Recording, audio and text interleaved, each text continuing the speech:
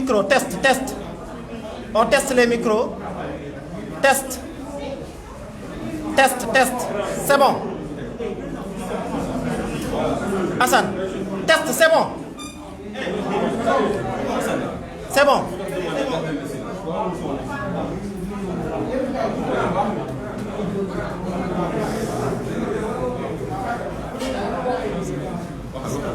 Test micro, test, test. Test.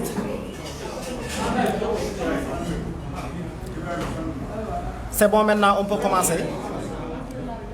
Voilà, président Ousmane.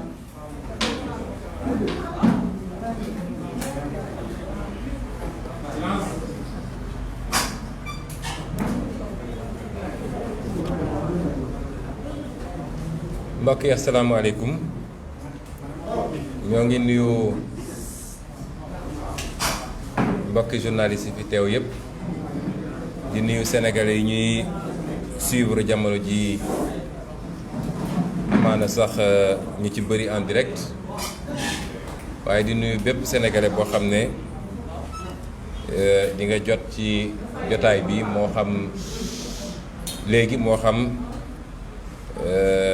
ci beneen jamono dañoo wootoon ndaje bi pour waxtaan ak sénégalais yi ci li nga xam ne moo jëm ci jafe-jafe yi am ci réew mi rawatina nag jàngoro ju bon ji nga xam ne lëmbe na àdduna ñu koy wax Covid-19 fan yi yëpp nag mun naa ne sax ay semaine sénégalais yu bëri jokk nañ ñu sàkku ci ñun ñu àddu jëm ci situation réew mi loolu ñaar lay firnde bu ci njëkk mooy sénégalais yi lenn ci sénégalais yi am nañu yaakaar ci ñun te ñu ngi déglu suñu kàddu loolu responsabilité bu rëy la ci ñun ñaareel bi mooy wane na ni njàqare am na mooy askan wi jaaxle na te it fi mu yaakaare woon wallu walla fu mu yaakaare woon ay tontu ci laaj yi nga xam ne moom la yor ba léegi tontu jibewu foofu kon jël nañu suñu temps parce que jàpp nañ ni mbir mu sérieux la du loo xam ne da ngay jóg rekk wax ci ndax li mu dajale walla li mu la dajale ci gëstu ak ci ay xeetu xam-xam moo bari ñun nag Sénégal dañoo baaxewoo léeg-léeg ñu ne sénégalais moom spécialiste la ci lépp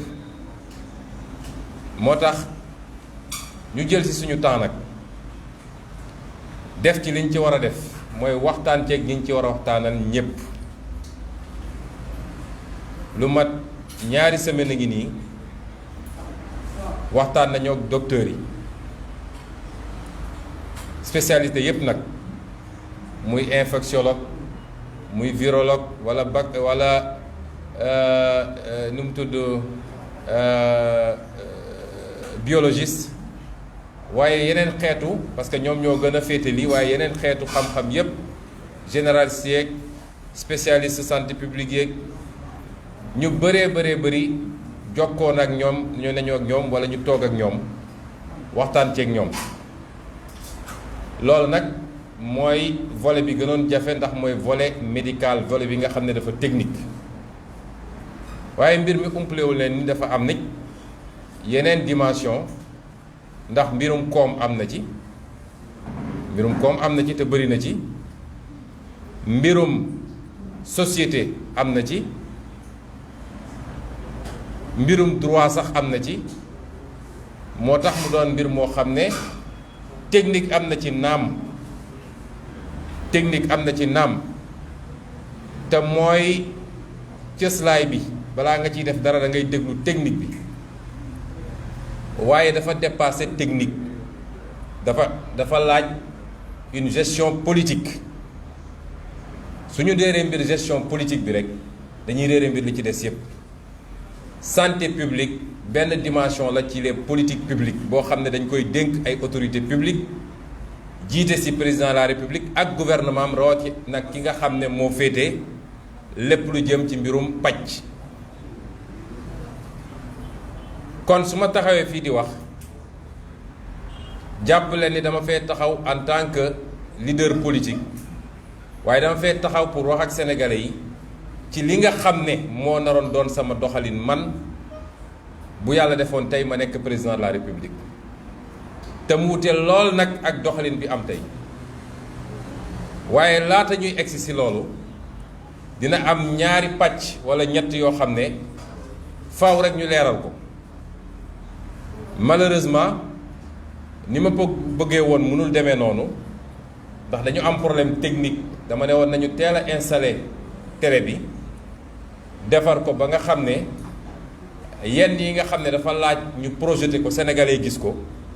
ñu mun koo génne. Malheureusement problème technique am ba loolu mënuñu koo projeté waaye li ñuy wax fii lu bari dañ koy def après benn tribune boo xam ne dinañ ko publier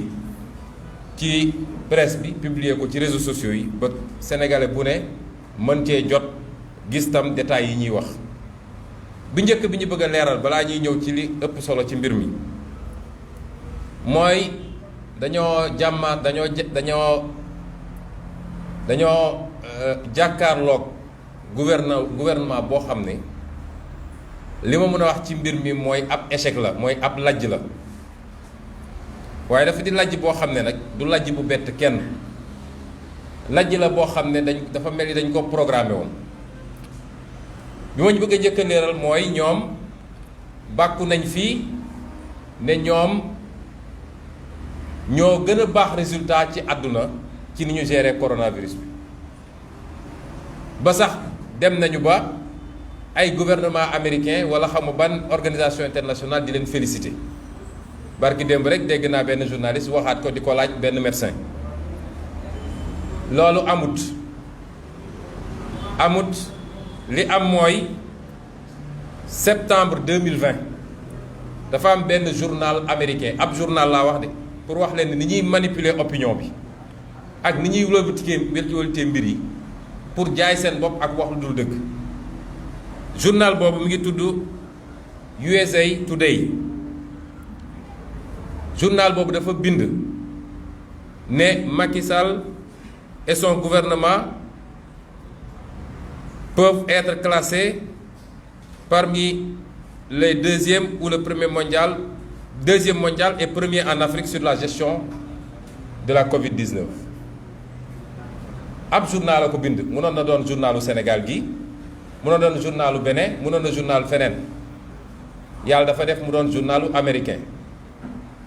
gisuma lu mu ëppalee journalu keneen nag ndax day gëstu rek xool bind ñu jël loolu daal koy yëkkati fu yeggal ko fu mu yeggul. léegi su dee yow journal bindoon na septembre 2000 ne yaa gën a baax les résultats ñu ñëw tey juillet 2021 fu ñu natt nga nekk fa ci ndatte wala nga nekk fa ci ndaar yi li may wax dama koy firndeel ak ay statistiques yoo xam ne yu ñu liggéey la te lii moom laa bëggoon projeté ministère mënu koy weddi virgule ci li may wax fii su ko bëggee weddi it mën nañu def débat public ci li may wax nii parce que ay chiffres la yoo xam ne chiffre officiel la du chiffre Ousmane Sonko inventé wu ma ko chiffre officiel la yoo xam ne statistique mondiale mi ngi ci waaye statistique par pays mi ngi ci statistique par zone mi ngi ci boo jëlee zone bi ñu bokk ñun muy zone u CEDEAO ñun CEDEAO la ñu bokk CEDEAO fukki réew ak juróom la fukki réew ak juróom soo defee statistique u CEDEAO yi ma jox leen statistique yi li mu joxe ci lu gaaw a gaaw boo jëlee premier point bi ñu wax ko taux de test par rapport à la population par pays mooy soo jëlee réew mu nekk nu mu toll ñaata nit dafay dund nga natt ñaata test la ñu def pour natt jàngoro bi pour xool ku ko am ak léegi ku ko am ak ku ko ñàkk boo jëlee loolu te chiffres yi may joxe mooy chiffres yi nga xam ne mise à jour au 18 juillet 2021 la mooy ci weer wi daanaka fukki fan ak ñaar ci gannaaw soo jëlee chiffres yooyu lañ lay wax mooy Sénégal mooy 8e sur 15 8e avec un taux de test rapporté à la population de 3,54%. soo jëlee indicateur bu ñuy wax taux de cas positif par rapport aux tests réalisés mooy bu ñu nattee ba pare suñuy seet suñu nattee téeméeri nit ñu war a seet ñaata nit a ci am jàngoro Sénégal moo ci classé 2e c'est-à-dire ñi ëpp jàngoro bi mu feeñ par rapport ak taux de test bi Sénégal moo ci classé wu 2e avec un taux de 8,56%. ci jamono jooju moyenne CEDEAO mi ngi ci 6,44%. loolu muy beneen mbir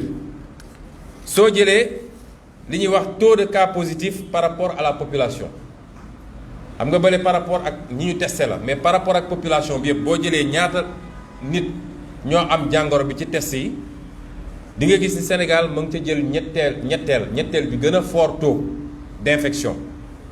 ak un taux de 0,30% ci moyenne boo xam ne moyenne CEDEAO bi mi ngi à 0,32%. boo jëlee li ñuy wax ba tey taux de décès par rapport au cas positif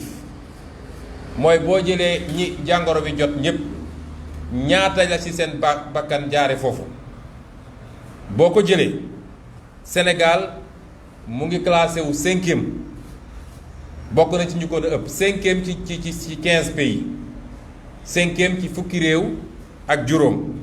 ak un taux de décès de 2,34%. mooy ñi jàngoro bi dal téeméer boo jël am na ci ñaar ak genn wàll su dee mun nañu wax genn wàllu nit ñoo xam ne jàngoro gi faat na leen donc ñun ñoo ci classé 5e ci jamono joo xam ne moyenne CEDEAO bi nee naa la ñun ñu ngi ci 2,34 moyenne CEDEAO bi di 1,31 1,31 boo jëlee taux de décès par rapport ak population bi mooy nombre bakkan yi rot ci Covid bi nga natt kook population générale bi ñun 16 millions lañu boobu boo ko jëlee Sénégal moo jël premier mooy ñoo ci ëppale ñëpp avec un taux de décès de 0,0071%. alors que moyenne CEDEAO bi mi ngi 0,0016%. boo jëlee taux de cas sous traitement par rapport au cas positif mooy ñi nga xam ne bu ñu leen nattee ba pare ba gis ni ñii dal na leen ñii nga xam ne ñi ngi leen di faj par rapport ak ñi am cas positif Sénégal it 4e la ci placé wu avec 14,52% de taux de traitement de cas sous traitement alors que moyenne bi mi ngi à 4,51%. yeneen ak yeneen parce que damay bañ statistiques yi guddal mbir mi trop mais li ma bëggoon firndeel foofu rek mooy li ñuy wax sénégalais yi amut te lii ay chiffres la yoo xam ne man binduma ko créé ma ko dinaa leen jox sites yi ngeen ko mën a jëlijee yépp muy sites yi centraliser les données au niveau mondial ak au niveau sous-régional. loolu dafa bokk ci seen façon défini mooy fexe ba sëlëm sénégalais yi ñoo fi gën a rafet ñoo fi gën a baaxle ñoo fi gën a fekk dara amu ci. ñaareel bi ma bëgg a waxtaan nag jëme ci mooy jàngoro gi delsi na te am na doole li koy firndeel mooy ñaareel yi nga xam ne bëggoon naa ko exposé te malheureusement situation bi mayuñu ko su ñuy comparer les 3 étapes mun nañ ne ñu ngi ci 3e vague nag mooy mbir mi bu demee ba commencé egg benn niveau bi ñu ne am na doole trop dañuy considérer ni benn vague bu bees ñëw na ci diggante vague yi day am ay période yoo xam ne période accalmie la man jëluma vague yi mooy période pic yi waaye dama jël ay période yoo xam ne mun nañ ko natt ak ni ñu gérer crise bi. première période bi mooy boo jëlee du 2 mars 2020 ñëpp fàttaliku nañ ni 2 mars 2020 la mbir mi déclenché wu fii Sénégal 2 mars 2020 ba 27 septembre 2020 ñu ngi def 181 000 dépistages 181 000 la ñu def état du Sénégal ñu gis 14 900 cas mu doon taux de positivité de 8%. Taux de positivité de 8%. loolu jox ñu am ci 308 décès période boobu mu wax leen ni 7 mois la 7 mois yi 308 décès lañ ci am loolu day joxe taux de létalité mooy ñi nga xam ne seen bakkan faatu na ci par rapport ak ñi mbir mi daloon day joxe taux boo xam ne 2% la 2%. ñu dellu si ci deuxième période bi nga xam ne mën nañ ne door na ci 25 mi ngi doore ci 28 septembre 2020 dem ba 26 avril bii passé période boobu boo ko jëlee juróom ñetti weer la 8 mois ñu def ci 304 000 tests li muy wane mooy presque doublé nañu niveau test yi 304 000 tests yooyu joxe 25 000 cas fële dama ne woon 14 000 cas la fii ñu ngi 25 000 cas 25 000 cas yooyu day joxe moom it taux de positivité de 8%. ñu am en moyenne 31 cas graves par jour première période bi ñu ngi amoon 30 cas graves par jour loolu joxe 796 décès mooy 796 bakkan rot na ci li ñu am ci ay statistiques yu wóor nit ñi corona bi moo leen rey parce que mbirum corona dinaa ci dellu si wax ji bëri na ci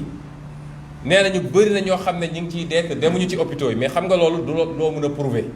li nga mën a prouver mooy li ñu la jox ci statistique nga xam ne ministère de la santé moo koy joxe bés bu ne la ca des njort lañ ciy mën a am parce que boo gisee yenn mandarga yi mun nga am njort buñ la nee it ñi ngi doon suul en moyenne nangami nit par jour waaye fan yi yokku na ba doublé na mun nga am njort ni ku dem corona bi la waaye amul kenn ku ko mën a wax avec exactitude parce que ku demul hôpital ñu dépisté la kenn amul sañ-sañ ne obligatoirement lii la waaye mun nañ ci am njort loolu nag 796 cas décès yooyu dafa joxe benn taux de positivité de 3%. Donc 3% la woon fële 3% la fii it nga ñëw nag période bii ñu nekk nga xam ne ñun ñu ngi ko dooree 27 avril 2021 ba bés bii ñu nekk période bii nga xam ne dafa méngoog variant delta bi ñu ne dafa xaw a aay gaaf wala dafa xaw a gën a soxor période boobu ba bi ñuy arrêté suñuy statistique ñun ñeenti fan ci gannaaw muy le 24 juillet 150 000 tests 150 000 tests la ñu defoon 150 000 tests ci ñeenti weer donc boo ko bëggoon natt ak période bu jiitu nga xam ne 8 mois la woon da ngay multiplier 150 000 par 2 da lay jox 300 000 tests bu leen fàtte ni 300 000 tests la ñu amoon ci période boobu donc ñu ngi ci même tendance bi 300 000 tests mu joxe 16 400 cas donc li ñu ci mën a gis mooy cas yi yokku na ndax fële sur 8 mois on avait 25 000 cas bii sur 4 mois on a 16 000 cas soo ko multiplié woon par 2 su dee tendance bi dafa maintenir on aurait été à 32 000 cas donc cas yi yokku na ñëpp gis nañ ko loolu joxe taux de positivité de 11%. kon taux de positivité bi yokku na c'est normal parce que cas yi yokku na fële 8% la woon fii 11%. waaye soo jëlee statistique gouvernement bi rek nombre de cas graves yi en moyenne dafa wàññeeku parce que fële 30 cas graves la ñu doon en moyenne waaye fii ba bi ñu koy arrêté ñu ngi 13 cas graves en moyenne 13. ñu am ci 164 décès dama ne lii may wax ni c'est jusqu'au 24 juillet 2021 ñu am ci 164 décès. loolu day joxe taux de décès de 1%. vague yu njëkk yi on était taux de décès benn bi 3% benn bi 2%. loolu lan lay firndeel mooy am na lu ñu doon wax dafa mel ni statistiques yi wane na ko mooy benn variant delta bi moo gën a soxar ci gaaw a wàlle moo gën a contagieux bokk loolu statistiques yi wane na ko parce que contagion bi moo ëpp. ñaareel bi mooy dafa mel ni ci li génn ci statistiques yi li mu rey moo gën a néew li amoon ci deuxième vague bi ak ci première vague bi lii ay constat la lan lañ ci mën a dégg nag lañ ci mën a dégg mooy la situation est très grave parce que benn bakkan bu rot rek c'est très grave waxuma laa nag su ñu nee bés bu nekk nangami sénégalais faatu nañu te mu mën a am ay pic yoo xam ne sànq rek may ñëw laa jot statistique aujourd'hui tey jii ñu ngi à 1200 et quelques cas pour 15 décès ça veut dire que remonté na parce que ñu ngi amoon pic bi le 18 juillet 2020 la ñu amoon pic bi avec 1722 cas mais fan yi yëpp wàccoon na ba tourner autour de 600 cas tey mu yéegaat à 1200 cas ñu wax ñu 15 décès c'est vrai que nombre de tests yi day varier parce que temps yëpp ay 2000 et quelques tests lañu doon def tey 4000 tests la ñu def loolu tam am na jàngat yu ñu ci war a jël waaye ak loo ci munti dégg rek li ma bëgg a wax sénégalais yi mooy situation bi garaaw na buñ ko xeeb te du feebar bu ndaw ñi mu dal dëgg te ñu mucc ci am na ñoo xam ne asymptomatique lañu am na ñoo xam ne jotu leen sonal waaye ñi mu sonal dëgg koo ci waxtaanal dina la wax ni mbir mi métti na lool kon buñ ko sàggane moo tax may woo sénégalais yi pour ñu fagaru parce que fagaru moo gën fàggandiku waaye balaa ñuy egg ci loolu il faut ñu situer responsabilité yi parce que loolu dafa am solo bu ngeen fàttalikoo 18 mois ci gannaaw bi mbir mi takkarnaasee ñu ne virus bi dugg na Sénégal ñu commencé wax ni am na ñeenti cas juróomi cas la ñu jaxase réew mi yépp ba benn sénégalais ñemetul nooyi ne on est en guerre loolu la ñu waxoon terme yu garaaw la ñu utilisé woon on est en guerre mooy dafa am noon bu ñu song mu mel ni ku yor ay armes ay gànnaay ay missile ak yooyu jóge bitim réew ñëw songuñu ne sénégalais yi kenn waratul nooyi ci réew mi parce que dañu nekk en guerre moom mi jiite réew mi woote ñépp jàpp ni comme sénégalais yi egg nañ foofu ci ni ñu gisee mbir mi ku demul uyu ji sax boo moytul ñu jàppee la noonu ba tax sénégalais yépp uyu ji man mii de uyu ji woon naa ñu dem uyu ji ba ñu demee man bu ma fa génnee li ma wax sénégalais yépp laa bëgg ma fàttali leen ko parce que dañoo gaaw a fàtte lu ñu weesu rek wees nañ ko ba ñu demee wuy ji ba génn sama baat ca kaw te defe naa xawoon naa ci wéet ci ñi fa demoon neewoon naa d'accorduma ak ni ñu bëgg a gérer mbir mi d'accorduma ak ni ñu bëgg a gérer mbir mi ba ca njëkk mooy d'accorduma ak xaalis bi ñu bëgg a génne ma jàppoon ni am na lu waroon jiitu loolu ci ay càmbar ba xam lan mooy nécessité bi ak lan mooy besoin bi ma ne woon d'accord ma ci ni ñu bëgg a séddalee xaalis boobu parce que lañ ca bëggoon yóbbu ci paj mi néew na trop ci jamono joo xam ne nee nañu problème mu faju moo am ci réew mi 72 milliards la ñu prévoiroon ne day dem ci faj mi nga jël 623 milliards ne dama koy yóbbu ci plan de résilience économique crise économique bi dafa am lu ko andi la ko andi ngay njëkk a saafaraal doo ko xalaat crise économique bi parce que loolu bu saafarawul crise économique bi du fi jógee ba faw te loo fa dugal ci xaalis day neen rek man leen woon d'accorduma dolliwaat ci ni leen réew mi dañ fee tàmm njuuj njaaj ak wuruj ak randal xaalisu réew mi waaye nag kuy randal xaalisu réew mi te xam nañ ni ñoom loolu mooy seen sport national ba ñu ne nag feebar ñëw na ay nit a ngi ciy dee nga war a seet ci yàlla tuuti nag.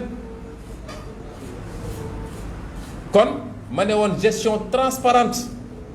fukki dërëm buñ ci dugal te muy fukki dërëmu sénégalais dafa war a leer ak yeneen mooy loi yi mu bëggoon li mu bëggoon ñu jël pouvoir yépp jox ko lépp ñu jox ko te jamono dem na ba ñu gis ni li mu ci doon ay milliers de personnes par jour taxul président yi réew yooyu ne jox leen ma tous les pouvoirs institutions yi dañoo continuer dox assemblée di dox Sénat di dox présidence de la République di dox lu ñuy def dañ ko yóbbu à l'Assemblée gars yi débattre ko